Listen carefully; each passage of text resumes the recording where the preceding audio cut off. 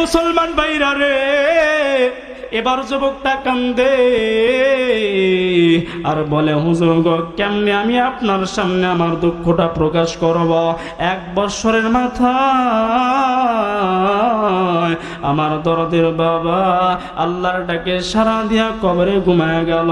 আমার বাবা যখন ইন্তেকাল করল গো, আমার বাবাকে দাফন করার পর কয়েকদিন যেতে না যেতেই আমার ফ্যামিলি কেমনে চলবে, কেমনে ভরণ পোষণ করব?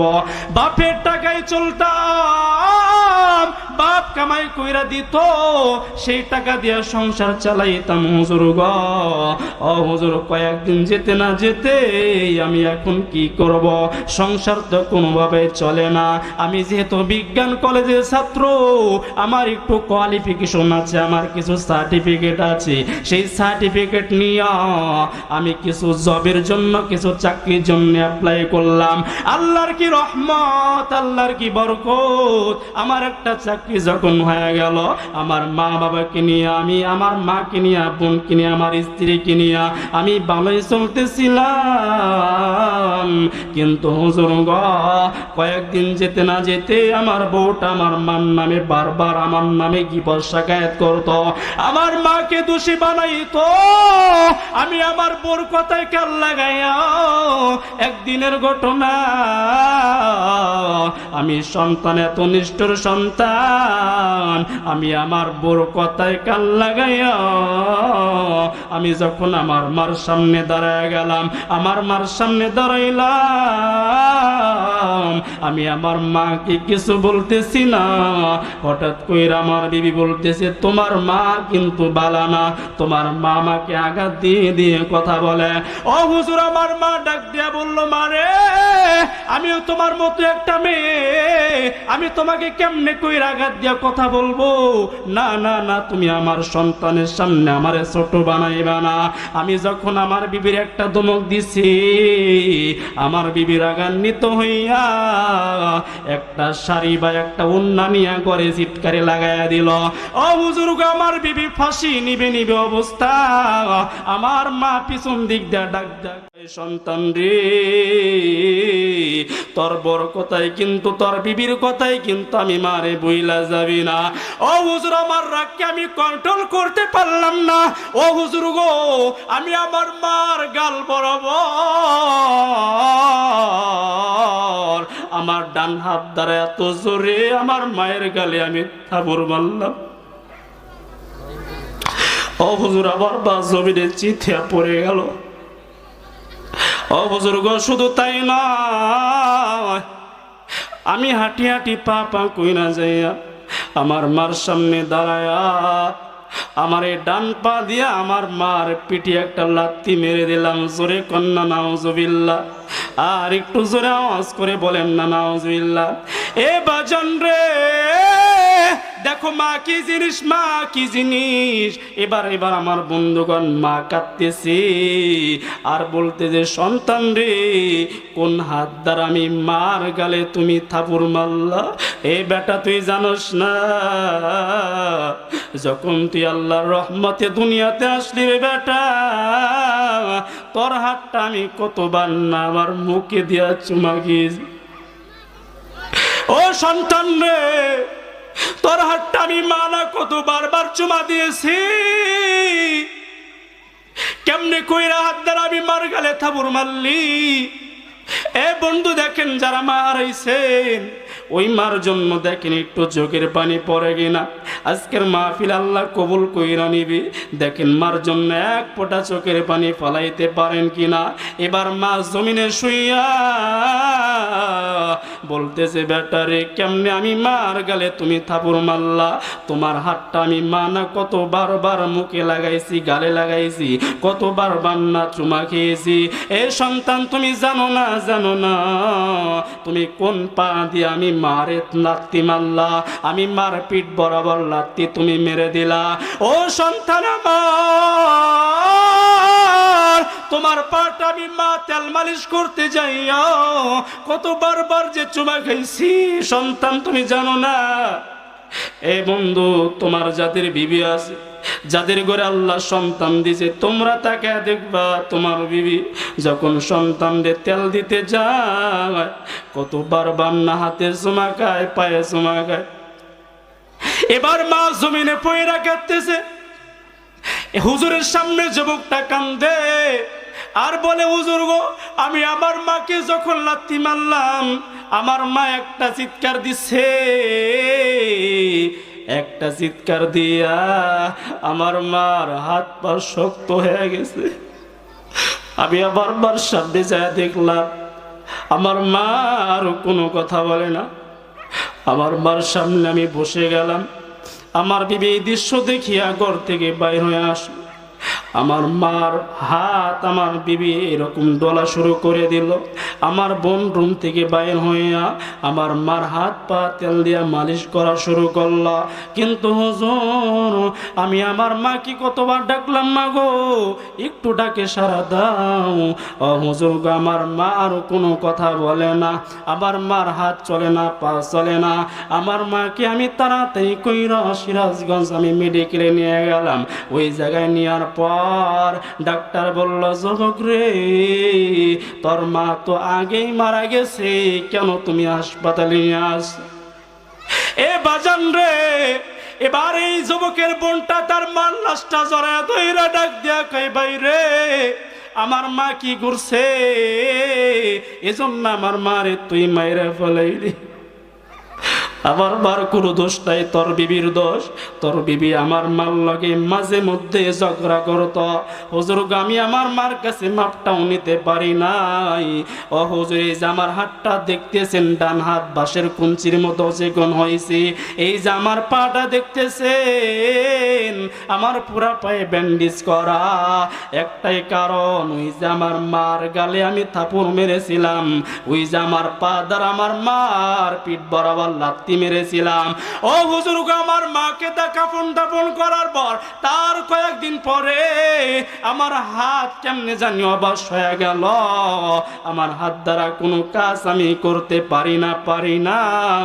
আমার হাতের দিকে তাকাই, শুধু আমার হাত আস্তে আস্তে চিকন হয়ে যায়। আমার হাতে কোনো শক্তি নাই। এই যে আমার পা দেখতেছেন, এই পা দ্বারা যখন মাকে আমি লাথি মেরেছিলাম, কয়েকদিন যেতে আমার পায়ে একটা গোটা হইল, ফোড়ার মতো হইল। সেই ফোড়াকে আমার বাম হাতের চেরি দ্বারা যখন গালিয়ে দিলাম, ওই ফোড়ার কষানি পায়ের যে স্থানে লেগেছে ওই স্থানে আমার পা পছন্দ ধরে গেছে। ও হুজুর, আমি একবার নয় শতবার ডাক্তার দেখাইছি। আমার ডাক্তার বলছে, যুবক, তোমার পা তোমার দেহে রাখা যাবে না, তোমার পা তোমার দেহের থেকে আলাদা কইরা ফেলাইয়া দিতে হবে। আমার বন্ধুগণ, সে ভাইরাল বক্তা যুবকরে দইরা হাও মাও কইরা কান্দে আর ডাক ডাকে, যুবক রে, তোমার পাটা এরকম হইছে, এ যুবক তুমি বেশি বেশি কইরা মায়ের কবরের সামনে দাঁড়াইবা। এই যুবকটা বলে, হুজুর গো, আমাকে আমার আল্লাহ রাব্বুল আলামিন মাফ কইরা দিবনি। আমার নবী, আমার ভাইরা, আমার বন্ধুগণ, এবার সেই ভাইরাল বক্তা ডাক দিয়া কয়, যুবক, তুমি তোমার মায়ের আত্মীয় স্বজনের সাথে ভালো ব্যবহার করবা, তোমার মার জন্য বাবার জন্য টাকা পয়সা দান সদকা কইরা দিবা, তোমার মায়ের কবরের সামনে দাঁড়ায় যাইবা, তোমার মায়ের কবরের সামনে দাঁড়ায় পড়বা, রব্বির হামহুমা কামা রব্বায়ানি সগীরা। বলেন না, রব্বির হামহুমা কামা রব্বায়ানি সগীরা। এরে যুবক, তোমার মায়ের কবরের সামনে বেশি বেশি দাঁড়াইবা। আমার আল্লাহ চাইলে লা তাকনাতু মির রাহমাতিল্লাহ, আমার আল্লাহ ঘোষণা কইরা দিছে, বান্দা তুমি যতই গুনাহ করো না কেন, গুনাহ করে করে পাহাড় পরিমাণ গুনাহ কইরা ফলাইছ, গুনাহ করে করে সাগরের ফেনা পরিমাণ তুমি গুনাহ কইরা ফলাইছ, না না না, আল্লাহর রহমত থেকে নিরাশ হইবা না। আমার আল্লাহ চাইলে তোমার তওবাকে কবুল করিয়া আমার আল্লাহ তোমার জীবনের গুনাহ মাফ কইরা দিবে। জোরে কন্না সুবহানাল্লাহ। ও ভাইয়া 700 সমুদ্র 13 নদী পারি দেওয়া আমার হলো না, 700 সমুদ্র 13 নদী পারি দেওয়া আমার হলো না।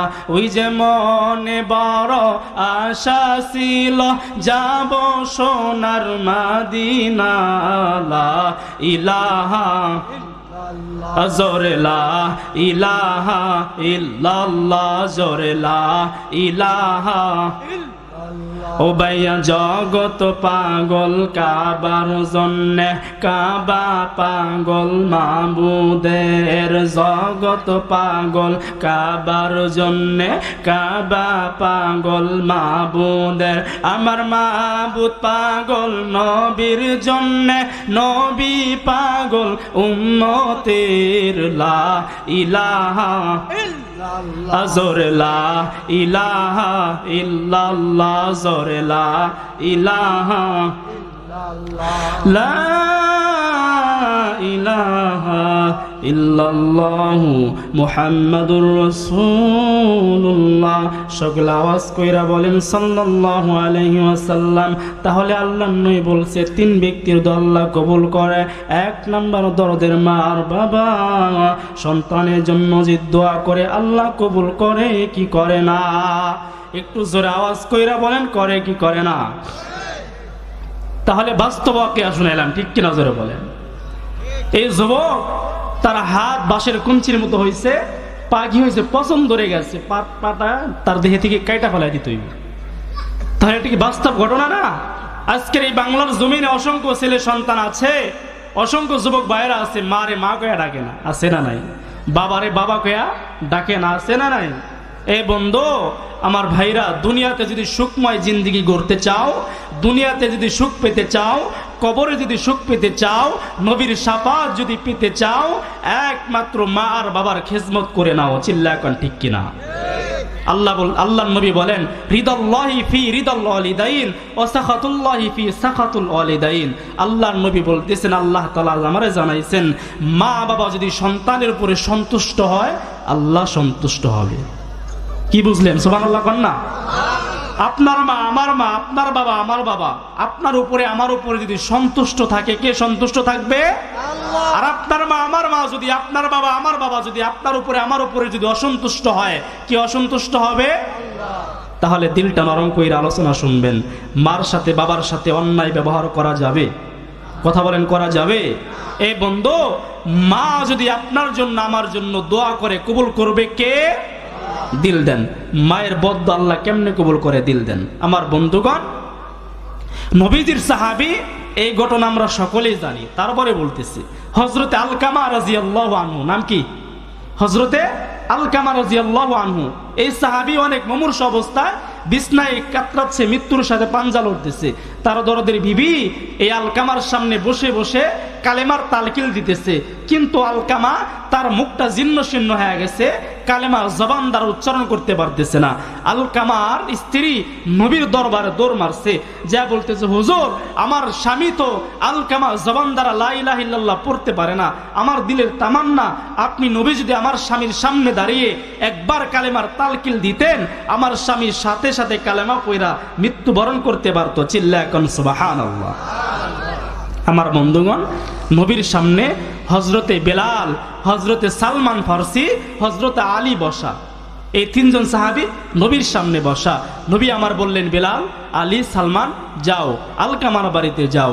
আলকামার বাড়িতে যায় আলকামার শিয়রের সামনে দাঁড়ায়া দাঁড়ায়া তোমরা কালেমার তালকিল দাও, দেখো সে কালেমা পড়তে পারে কিনা। মুসলমান ভাইরা রে আমার, এবার নবীর 3 জন সাহাবী হযরতে আলকামার বাড়িতে দৌড় মারছে। আলকামার বাড়িতে যাইয়া এ বন্ধু আস্তে আস্তে কইরা হযরত আলী চলে যায়। এ বন্ধু হযরত সালমান ফারসি, হযরত বেলাল আলকামার শিয়রে বসিয়া বারবার শুধু কালেমার তালকিল দেয়। এরে বন্ধু যতবার কালেমার তালকিল দেয় কিন্তু আলকামা কালেমার জবান দ্বারা বাহির করতে পারে না। একবার নয়, দুইবার নয়, বারবার যখন কালেমার তালকিল দেয়, না না, আলকামা মোটেও কালেমা পড়তে পারে না।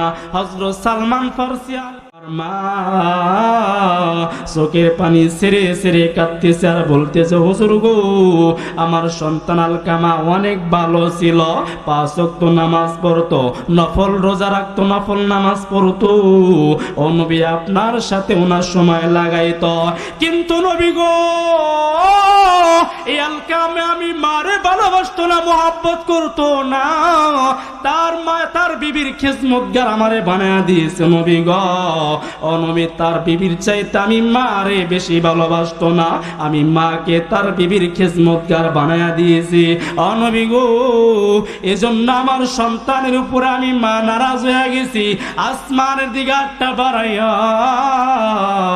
আমার আল্লাহরে ডাক দেয়া বলছি, আল্লাহ গো, আমার সন্তান আলকামা যদি আমি মার আগে মারা যায় অথবা আমি মার পরে মারা যায়, ও মালিক, তোমার কাছে দোয়ার দরখাস্ত জানিয়ে দিলাম, আমার সন্তান যদি আমার আগে মইরা যায় অথবা আমার পরে যদি মইরা যায়, আমি তোমারে জানিয়ে দিই, আমার সন্তান যখন মৃত্যুবরণ করবি, আমার সন্তান যেন কালেমা আওয়াজ যেন মুখ দ্বারা বাহির করতে না পারে। এ বন্ধু, তোমরা যারা মাহফিলে বসছো, তোমরা সত্যি কইরা বলবা, এই আলকামার সামনে 3 জন সাহাবী কালেমার তালকিল দিছে, ওই যে মা কিন্তু বদ্ধ কইরা দিছে। এরে বন্ধু, 3 জন সাহাবী যখন বারবার কালেমার তালকিল দেয়, আলকামা কি কালেমার আওয়াজ জবান দ্বারা বাহির করতে পারছেনি? কথা বলেন, পারছেনি? সকলে আমার দিকে লুক এট মি, সকলে খেয়াল করতেছেন তো কথা?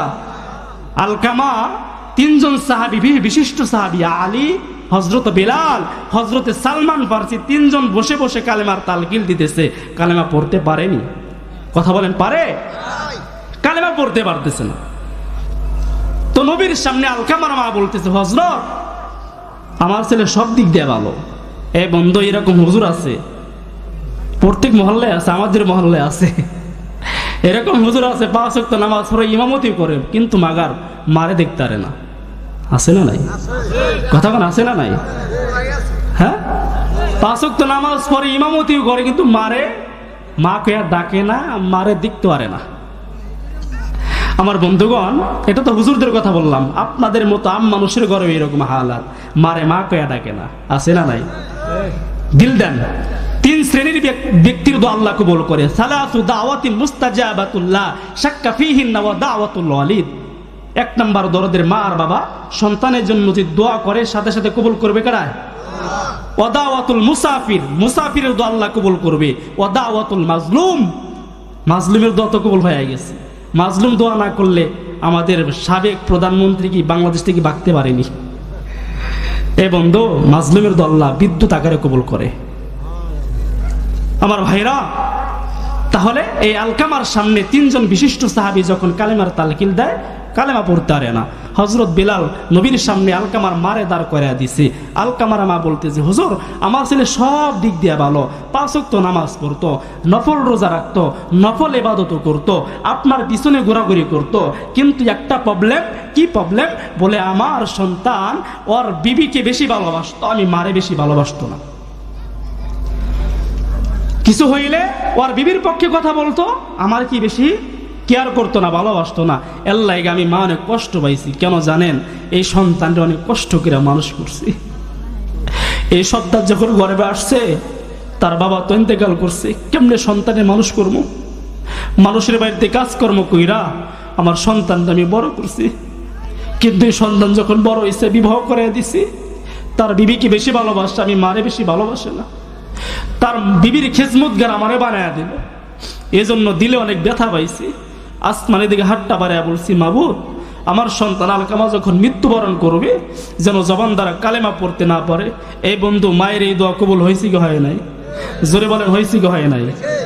একটু জিকির করেন, লা ইলাহা ইল্লাল্লাহ, লা ইলাহা ইল্লাল্লাহ।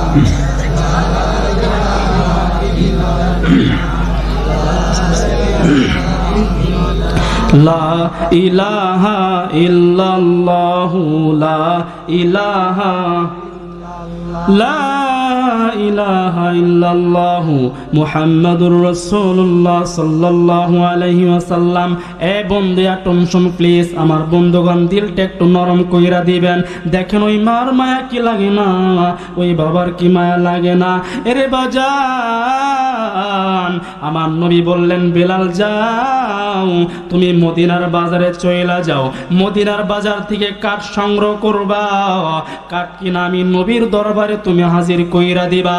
সত্যি সত্যি যখন হযরত বিলাল কাঠ কেনার জন্য যায়, এই বন্ধু কাঠ কিনা যখন নবীর সামনে হাজির কইরা দিল, আমার নবী ডাক দিয়া কয়, এ বিলাল যাও যাও যাও আলকামাকে দে কাঠের উপরে শোয়া দাও, আমি নবী নিজে এই আলকামাকে আমি দুনিয়াতে আগুনে জ্বালায়া দিব। জোরে কন্যা নাউজুবিল্লাহ। ও বেলাল যাও তুমি তাড়াতাড়ি কইরা হযরত আলকামার নিয়ে আসো। এ বাজান রে, মা তোমার মারে চিনো না বুঝো না, সন্তান তুমি যতই মার লাগে না ফারমানি করো না কেন, এ যুবক ভাইরা আমার বাবাজিরা ওই মার সাথে অন্যায় করেছো, ওই মার হাতটা হাত শক্ত কইরা ধরবা, দইরা বলবা মা গো তোমার সাথে অনেক নাফরমানি করেছি, অন্যায় করেছি, তুমি মাফ করে দাও।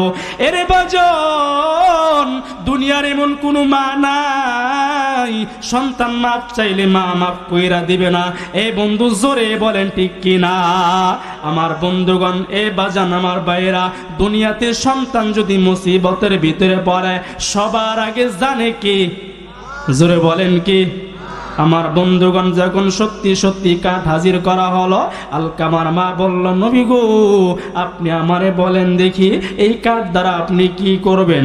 আমার নবী বললেন, এ আলকামার মা তুমি ভালো কইরা জেনে নাও, শুনে নাও, তোমার সন্তান আলকামারে আমি নবী দুনিয়াতে আগুনে জ্বালায়া দিব। আলকামার মা এই কথা যখন শুনছে রে বন্ধু, আলকামার মা চোখের পানি ছাইরা কান্দে আর ডাক দেয়া কয়, হুজুর গো আমি মা হই আমার সন্তানদের কেমনে আগুনে জ্বলতে দেখব? না নবী গো না, আমি মা হই আমার সন্তানদের জ্বালাইতে দেখতে পারবো না। আমার নবী বললেন, আলকামার মা তুমি শুনে নাও, জেনে নাও, তোমার সন্তান যদি মইরা যায়, কালেমা যদি না পড়তে পারে, তোমার সন্তানকে যখন আমরা কাফন দাফন করিয়া যখন বাড়িতে চলে আসব, তোমার সন্তানের কবরে আমার আল্লাহ রাব্বুল আলামিন একটা নয় 99টা সাপ দিয়া তোমার সন্তানরে কামড়াবে। শুধু তাই নয়, দুই পাশের মাটি এত জোরে চাপ মারবে তোমার সন্তানের পাজরের হাড়গুলো আর এক পাজরে ঢুকে যাবে, তোমার সন্তানের কবরটা তো জাহান্নামের গর্ত হয়ে যাবে। আলকামার মা এই বর্ণনা শুনিয়া এ বন্ধু চোখের পানি ছেড়ে কান্দে আর বলে, হুজুর গো না না না, এক মুহূর্ত দেরি নয়, আমার সন্তান আলকামারে আমি মা চিরতরে মাফ করে দিলাম। একটু জোরে বলা যাবে কি সুবহানাল্লাহ? আর একটু জোরে আওয়াজ কইরা বলা যাবে কি সুবহানাল্লাহ? এরে বন্ধু তাকে দেখো, মায়ের বদ্ধ আমার আল্লাহ কেমনে কবুল করছে, আবার মায়ের নিগ্ধ আল্লাহ কেমনে কবুল করছে। যখন মা সন্তানকে মাফ কইরা দিছে গো, সাথে সাথে হযরত বিলাল দৌড় মারছে, যায়া দেখি আলকামার কি হালাত। এ বন্ধু মা এদিক দিয়া মাফ করছে, আলকামা যায়া দেখে আলকামার সামনে হযরত বিলাল রাদিয়াল্লাহু আনহু দাঁড়ায়া দেখে গো, এই আলকামা পড়তেছে লা ইলাহা ইল্লাল্লাহু মুহাম্মাদুর রাসূলুল্লাহ। সকলে আওয়াজ কইরা বলেন সাল্লাল্লাহু আলাইহি ওয়াসাল্লাম। তাহলে আমার বন্ধুগণ আমার ভাইরা, মায়ের বদদুয়া আল্লাহ কবুল করে কি করে না? বিশ্বাস হয়? বিশ্বাস হয় তো? আজকে থেকে পায়ে হাত রেখে বলবো আমার বন্ধুগণ, পায়ে হাত রেখে বলবো, মারে আর কাঁদায়ও না, ঠিক কিনা? মারে আর কাঁদানো যাবে না। এ বন্ধু, মায়ের পায়ের নিচে আল্লাহ জান্নাত রাখছে, সুবহানাল্লাহ কন্যা। আল জান্নাতু তাহতা কুদামিল উম্মাহাত। আল্লাহর নবী কয় আমার উম্মতরা জানো মায়ের পায়ের নিচে আল্লাহ তোমার জান্নাত রেখে দিয়েছে। কি ব্যাপার, জোরে কর না সুবহানাল্লাহ। আর একটু জোরে আওয়াজ করে বলেন না সুবহানাল্লাহ। ওই যে সুবহানাল্লাহর কি ফজিলত যেন বলছিলাম, একবার সুবহানাল্লাহ কি হবে, একবার সুবহানাল্লাহ বললে দেখেন এই যে আমার মিডিয়া ভাই পয়লা হয়েছে কিরকম তার ব্রেন্ড।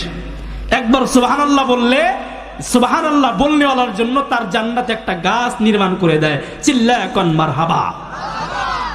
তাহলে আমার ভাইরা মায়ের বদদুয়া আল্লাহ কবুল করে কি করে না? জোরে বলেন করে কি করে না? তাহলে মার কাছ থেকে বদদুয়া নেওয়া যাবে? কথা বলেন নেওয়া যাবে? নেওয়া যাবে না ভাই, নেওয়া যাবে না। মা যদি দোয়া করে আপনাকে আমাকে আল্লাহ ওলি বানায় দিবে। সুবহানাল্লাহ কোন না? মা যদি দোয়া করে আপনাকে আমাকে আল্লাহ কি বানায় দিবে? ওলি বানায় দিবে। এ বন্ধু, ইমাম বুখারী রাহমাতুল্লাহি আলাইহি কোরআনের আগের জামানায় এরকম লাইটিং ছিল না, আলো ছিল না, চন্দ্রের আলোর নিচে বৈশা বৈশা কিতাব লিখছে সহিহ বুখারী। সুবহানাল্লাহ কোন না? কি বুঝছেন মিয়া? মায়ের দোয়া নিতে হইব, মায়ের দোয়া নিতে হবে, মাকে বেজার করা যাবে না। ঠিক কিনা জোরে বলেন? আজকে সন্তান মাকে বোঝো না, মাকে চিনো না, নবী ডাক দেয়া কয় তোমার মায়ের পায়ের নিচে তো আমি আল্লাহ জান্নাত বানায় রাখছি। সুবহানাল্লাহ কোন না? তাহলে এই জান্নাত কি কষ্ট দেওয়া যাবে? জান্নাতকে কষ্ট দেওয়া যাবে? কেউ কষ্ট দেন না, কপালটা একেবারে পুইরা যাইব। যে কথা বলতেছি মার দোয়া নিয়ে নিয়ে কবরে যেতে হবে। পারবো ইনশাআল্লাহ? আমার বন্ধুগণ দিল দেন, আজকে মা পাইছি বাবা পাইছি কিছু, কিন্তু মা বাবার কদর বুঝি না। কিন্তু আপনার নবী আমার নবী মাকে পায় নাই, বাবাকে পায় নাই। এ বন্ধু, নবী যখন 6 মাস অবস্থায় মায়ের গর্ভে, এমন সময় তার বাবা এ বন্ধু আব্দুল্লাহ মদিনায় ইন্তেকাল করছে, মদিনায় তাকে দাফন করা হয়েছে। যখন নবীজির 6 বৎসর হয়েছে তার মা দুনিয়া থেকে বিদায় নিছেন। এই বন্ধু ইতিম নবী কত মারে ভালোবাসছে জানেননি? একবার নবীজি মসজিদে নবীতে বসা, এক জিন্নসীন নারী আসছে নবীর সাথে সাক্ষাৎ করার জন্য। মসজিদে নবীতে ঢুকছে, ঢুইকা মুহাম্মদুর রাসূলুল্লাহর গালে ধরে, কিরে বেটা তুই কি খাস না? তোর চেহারা এমনি এমন কেন হইতেছে? সকল সাহাবী তো অবাক হয়েছে, কি ব্যাপার, এই মহিলা কে? নবীর সামনে আসলো তো নবী তার গায়ের চাদরটা বিছাইয়া দিল, বুঝলাম না। যখন এই মহিলা নবীকে দেখে যখন চইলা যায়, সকল সাহাবাই কিরাম নবীর সামনে বসছে। হুজুর কে মহিলাটা?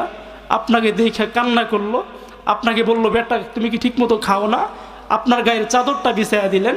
আল্লাহর নবী কাঁদতেছে আর বলতেছে তোমরা জানো না এইটা হলো আমার দুধমা হালিমাতুস সাদিয়া, এটা আমার দুধমা হালিমাতুস সাদিয়া। এই আমার সাহাবীরা জানো, আমার মা যদি আজকে এখানে আসতো, আমি আমার মায়ের আদর পাই নাই, আমার মা যদি আজকে এই জায়গায় আসতো, আমি মুহাম্মদুর রাসূলুল্লাহ আমার কলিজার সিরা আমি আমার মাকে বুঝতে দিতাম।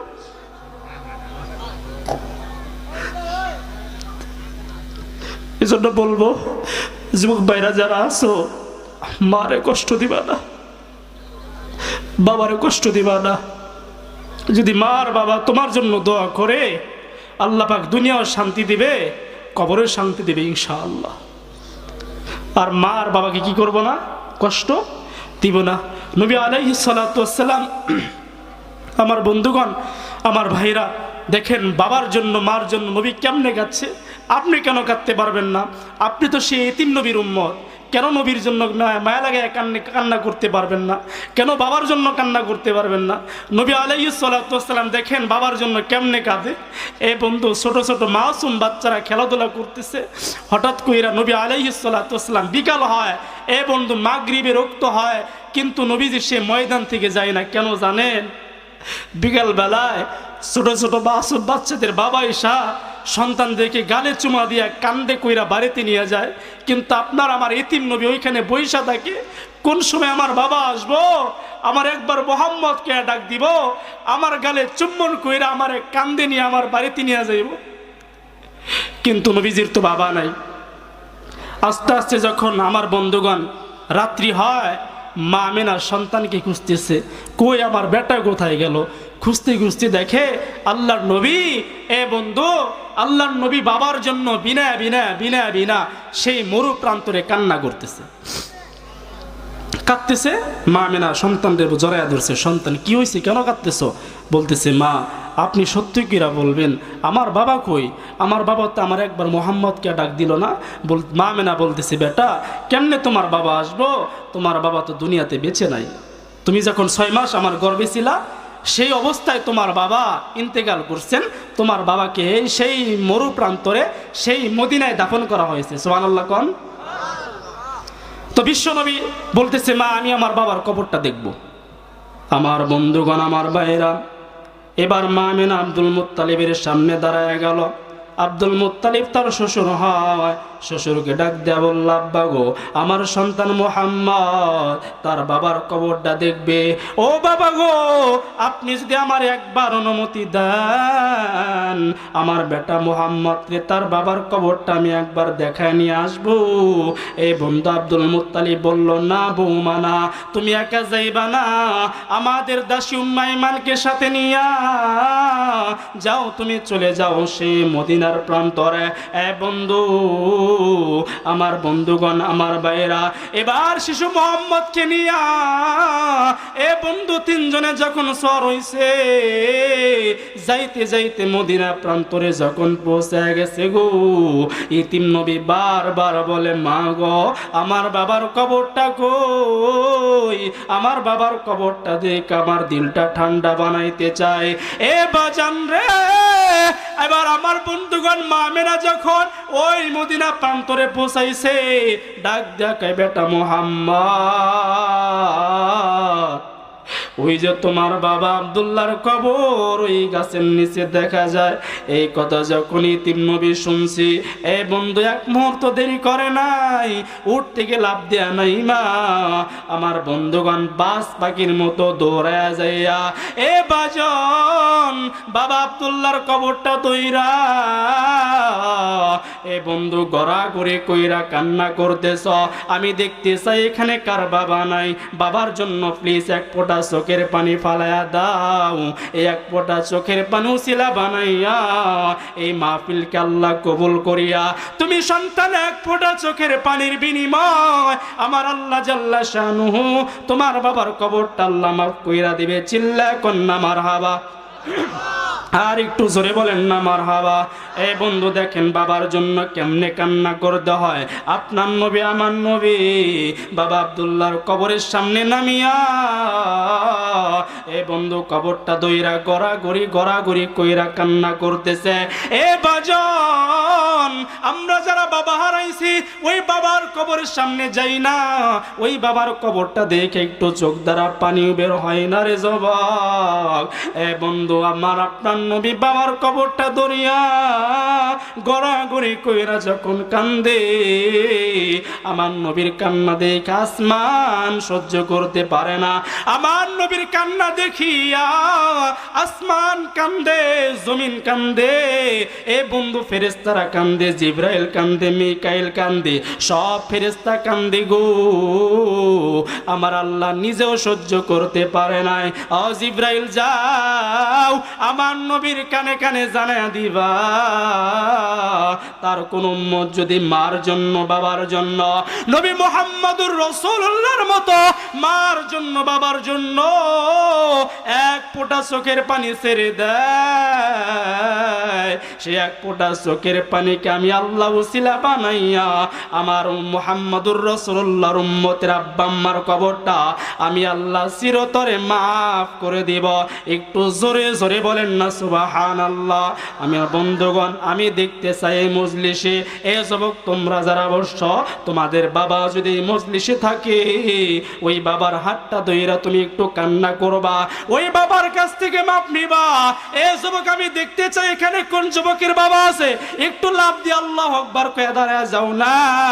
আল্লাহ কিন্তু তাকায় তাকায় দেখতেছে, আমি যুবকরে দেখতে চাই। যুবক ওই বাবার হাতটা ধরতে তোমার কি ব্যথা লাগে? ওই বাবার হাতটা ধরতে কি তোমার কি কিছু লাগতেছে রে বাবা? তোমার কি লজ্জা লাগে? তুমি জানো না তোমার বাবা তোমার হাতটা ধইরা তোমার ঈদের নামাজে নিয়ে যাইতো, তোমার বাবা তোমার হাতটা ধরিয়া। এ যুবক তুমি জানো না তোমার বাবা তোমার হাতটা ধইরা বারবার চুম্বন করতো। আমি দেখতে চাই এই বড় মজলিসে কোন যুবকের বাবা এখানে আছে, কোন যুবকের বাবা এখানে আছে লাভ দিয়ে দাঁড়া যান না? আল্লাহর দেখে লাভ দিয়ে দাঁড়া যান না? কোন যুবকের বাবা আছে আপনি যাইয়া আপনার বাবার হাতটা ধরে একটু দোয়া নেন, বাবার কাছ থেকে মাপ নেন। কোন যুবক দাঁড়ায় যাও না, দাঁড়ায় যাও না, আল্লাহু আকবার বইলা যাও, বাবার হাতটা ধরে কান্দো আর বাবার কাছ থেকে মাপ নাও। আয় আল্লাহ তাকে দেখো তোমার বান্দা বাবার ধরে কেমনে কাঁদে। এ যুবক তোমরা এখনো যারা বসে আছো বাবারে ধরো না, বাবারে ধরে একটু কান্না করো না, বাবার কাছ থেকে দোয়া নেও না। এই বাবা যদি তোমার জন্য দোয়া করে আমার আল্লাহ দুনিয়াতে শান্তি দিবে রে যুবক, একটু লাভ দেয়া দাঁড়ায় জানা। কোন যুবক আসোস বাবার কাছ থেকে একটু মাপ নিয়ে বাবার দইরে একটু কান্না করবে। ওই যে বাবা হারা কি যে দারুণ বেদনা, যার হারাইছে সেই জানে তার যন্ত্রণা। জোরে কোন ঠিক কিনা? বাবা হারা কি যে দারুণ বেদনা, যার হারাইছে সেই জানে তার যন্ত্রণা। বাবা তাকে দেখো কেমনে বাবার দইরা কান্দে। এ যুবক তোর কি বাবা নাই এখানে লাভ দেওয়ার দ্বারা জানা? আল্লাহর একটু দেখে দের যুবক, একটু দাঁড়ায় যাবি রে, একটু বাবার ধারটা ধইরা কান। আল্লাহ দুনিয়াতে তোরে সুখময় বানিয়ে দিবে, বরকতময় করে দিবে। এ তোমাদের বাবা এখানে কি কারো নাই? একটু দাঁড়ায় যাও, দেখো কেমনে কান্দে বাবারা ধইরা। তাদের জন্য দোয়া করি আমার আল্লাহ পাক রব্বুল আলামিন যেন এই রকম সম্পর্ক নিয়ে কবর পর্যন্ত যাওয়ার তৌফিক দান করে। চিল্লায়া বলেন আল্লাহুম্মা আমিন। জোরে কোন আল্লাহুম্মা আমিন। তাহলে আমার ভাই বাবার হাতটা ধরে আজকে ইনশাআল্লাহ বাড়িতে যা মাপ নিব, পারবো ইনশাআল্লাহ? কথা বলেন পারবো ইনশাআল্লাহ? এ বন্ধু নবীর মতো বাবার আশিকাল হয়ে যান। নবী কেমনে বাবার জন্য কান্দে দেখেননি? গড়াগড়ি কইরা কাঁদতেছে বাবার কবরটা দইরা, কারণ বাবার ডাক তো শুনতে পারে নাই। মুহাম্মদকে বাবা একটা ডাক দিব, সে ডাকটা শুনতে পারে নাই। বাবার কবরটা দইরা যখন কাঁদতেছে গড়াগড়ি কইরা, এ যুবক বাবার কাছ থেকে মাপ নেও না। এই বাবা ফুরে গেলে আর বাবারে পাইবা না, এই বাবা ফুরে গেলে আর বাবার হাতটা ধরতে পারবা না। এজন্য আমি দেখতে চাই আজকে ইনশাআল্লাহ নিয়ত করি মা বাবার বদদোয়া আর নিব না, নিব না ইনশাআল্লাহ। জোরে বলেন মা বাবার বদদোয়া নিব না ইনশাআল্লাহ। আমার বন্ধুগণ, মুহাম্মদুর রাসূলুল্লাহ যখন তার বাবার কবরটা দইরা কাঁদতেছে, আল্লাহ পাক সহ্য করতে পারে না, জিবরাইল সহ্য করতে পারে না, জমিন সহ্য করতে পারে না। আমার আল্লাহ জিবরাইলে ডাক দেয়া বলতেছে, জিবরাইল যাও নবীর কানে কানে শুনে দিবা, পৌঁছে দিবা। তার কোন উম্মত যদি বাবার কবরের সামনে দাঁড়ায়া, বাবার কবরের সামনে দাঁড়ায়া চোখের পানি ছেড়ে হাউমাউ কইরা যদি কান্না করতে পারে, এক ফোঁটা চোখের পানি যদি ফালাইতে পারে, আমি আল্লাহ পাক ঘোষণা কইরা দিলাম জিবরাইল ওই সমস্ত আমার নবীর উম্মতের আব্বা আম্মার কবরটা আমি আল্লাহ জান্নাতের বাগান বানায়া দিব। চিল্লায়া কোন আল্লাহু আকবার।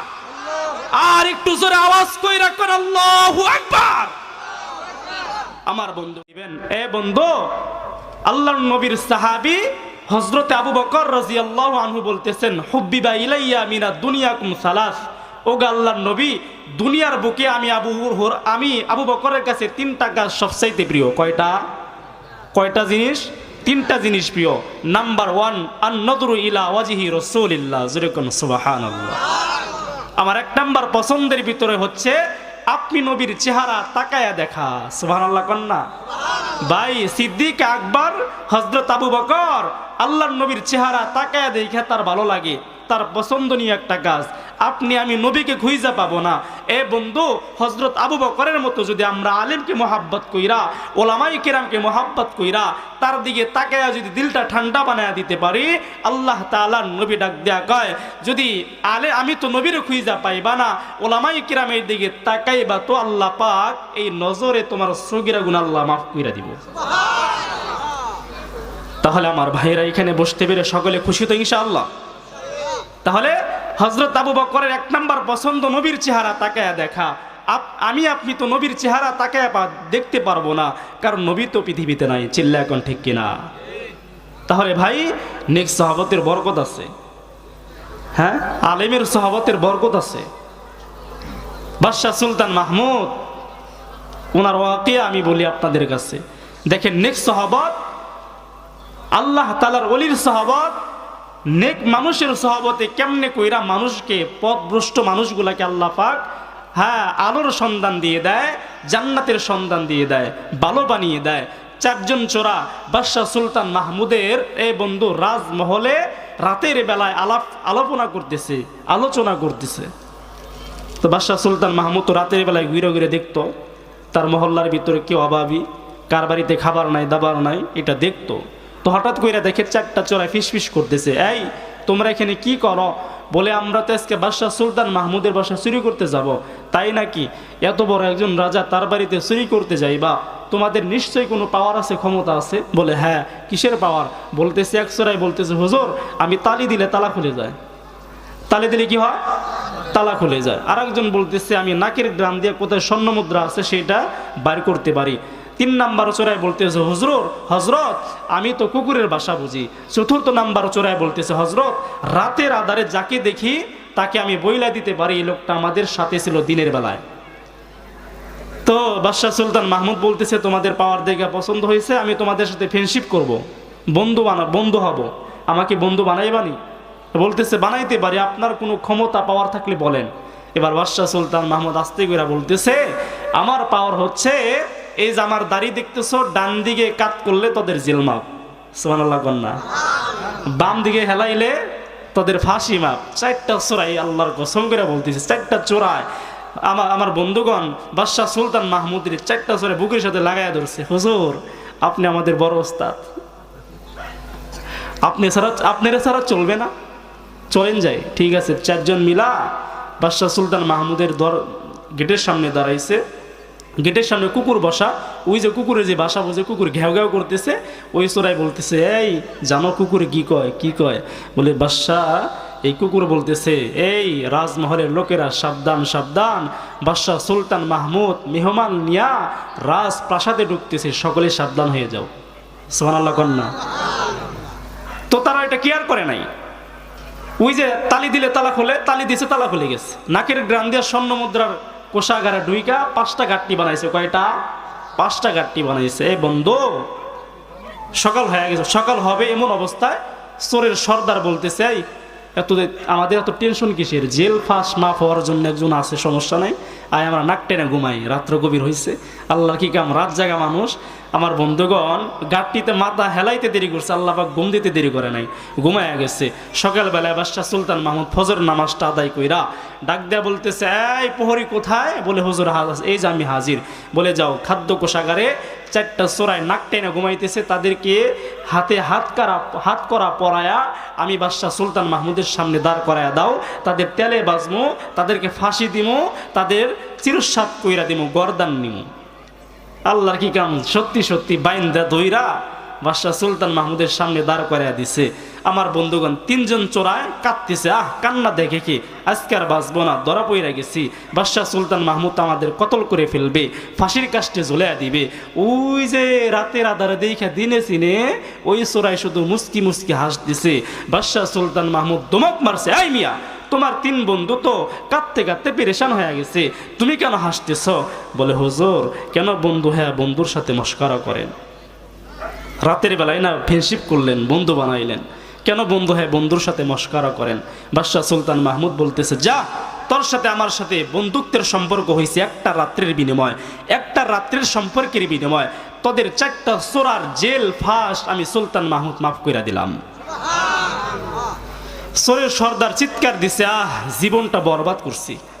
বাদশাহ সুলতান মাহমুদের সাথে একটা রাত্রির সম্পর্কের কারণে যদি জেল ফাঁস মাপ পাওয়া যায়, যে মালিক আল্লাহ আসমান বানাইছেন, যেই মালিক আল্লাহ জমিন বানাইছেন, যেই মালিক আল্লাহ বাদশাহ সুলতান মাহমুদের বানাইছেন, যেই মালিক আমারে বানাইছেন, সেই মালিকের সামনে এ বন্ধু নাক কপাল ঠেকায়া জমিনে সেজদা দিয়া সুবহানা রাব্বিয়াল আলা 5 ওয়াক্ত নামাজ পইরা যদি মালিকের সাথে সম্পর্ক করতে পারি, এই মালিক আমাদেরকে জাহান্নামে দিবে না, অবশ্যই আল্লাহ পাক রহমত কইরা বরকত কইরা জান্নাতের মেহমান বানায়া দিবে।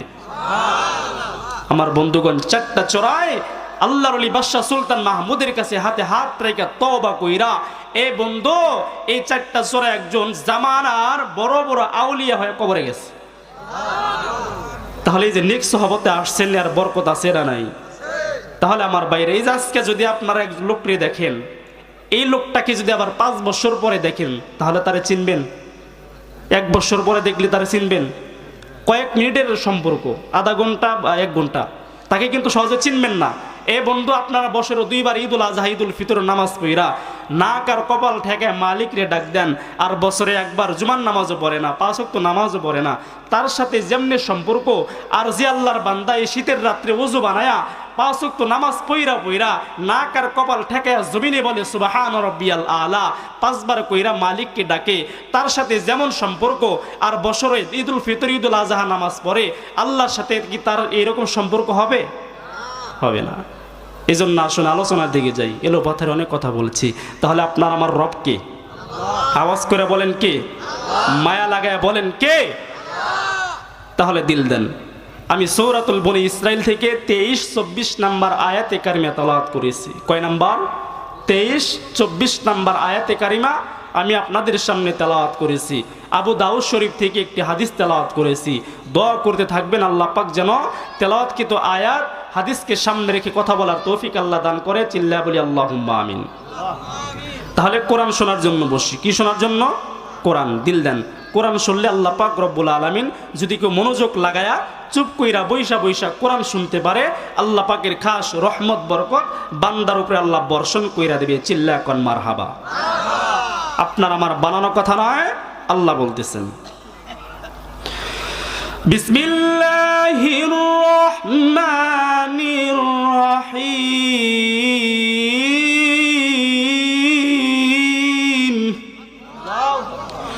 ওয়াইযা কুরিয়াল কুরআনু ফাসতামিউ লাহু ওয়া আনসিতু লাআল্লাকুম তুরহামুন।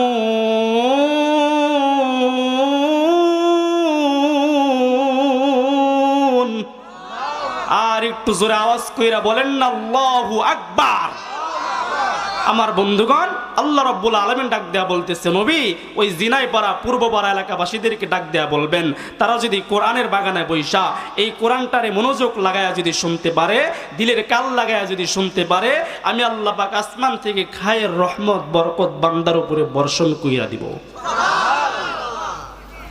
তাহলে এই জায়গায় বসছেন কি শোনার জন্য? কোরআন। কি বসলে লাভ কি? আল্লাহ পাকের খাস রহমত পাওয়া যাবে কোথা থেকে? আসমান থেকে। চিল্লায়া কোন মারহাবা। তাহলে আমার ভাই দিল দেন। সূরাতুল বনী ইসরাইলের 23 নম্বর আয়াতের দিকে তাকাই। আল্লাহ বলতেছেন, ওয়াকাদা রাব্বুকা আল্লা তা'বুদু ইল্লা ইয়্যাহু ওয়া বিল ওয়ালিদাইনি ইহসানা। জোরে কোন আল্লাহু আকবার। আমার বন্ধুগণ, এই আয়াতের ভিতরে আল্লাহ পাক আপনাকে আমাকে আল্লাহ একটা মেসেজ দিতেছে। কি মেসেজ? নবীকে বলতেছে, নবী আপনার উম্মতদেরকে জানায়া দিন, শুনায়া দিন, আমি আল্লাহ পাক আদেশ করতেছি, নির্দেশ দিতেছি, আমার বান্দার বান্দি যেন একমাত্র ইবাদত করে আমি আল্লাহর। কার? জোরে বলেন, ইবাদত হবে কার? আমার ভাইরা, আমার বন্ধুগণ, আর লম্বা নয় রে বাবা, গভীর মনোযোগ দিয়া শুনবেন। আমার আল্লাহ রাব্বুল আলামিন ডাক দেয়া কই, নবীজি গো ওই জিনাই পাড়া পূর্ব এলাকাবাসীদেরকে আপনি জানায়া দিবেন, দুনিয়ার জমিনে একমাত্র ইবাদত করবে আমি আল্লাহর। গাছের পূজা করা যাবে না, চন্দ্রের পূজা করা যাবে না, সূর্যের পূজা করা যাবে না। এই বন্ধু একমাত্র ইবাদত করব কার? জোরে বলেন না কার? আর একটু জোরে আওয়াজ কইরা বলেন না কার? এরে বাজান, আমার আল্লাহ রাব্বুল আলামিন ডাক দিয়া কই, নবী গো দুনিয়ার বুকরে দুনিয়ার জমিনে একমাত্র আমি আল্লাহ পাকের ইবাদত করবি, অন্য কারো ইবাদত করা যাবে না, যাবে না। তারপরে আমি আল্লাহ পাক রব্বুল আলামিন আদেশ কইরা দিলাম, ঘোষণা কইরা দিলাম, নবী গো তাই আমি আল্লাহ পাকের ইবাদত করার পর তার মা আর বাবার খিদমত করবে, মার সাথে সুন্দর ব্যবহার করবি। এই বন্ধু আজকের জামানার দিকে তাকায় দেখ দেখো গো, এই জামানার ভিতরে আমার বন্ধুগণ, আপনার সন্তান আমার সন্তান বাবার লগে 5 বছর ধইরা কথা কয় না, এই বন্ধু মাকে মা বইলা ডাক দেয় না, এই রকম সন্তান বাংলার জমিনে আছে না নাই?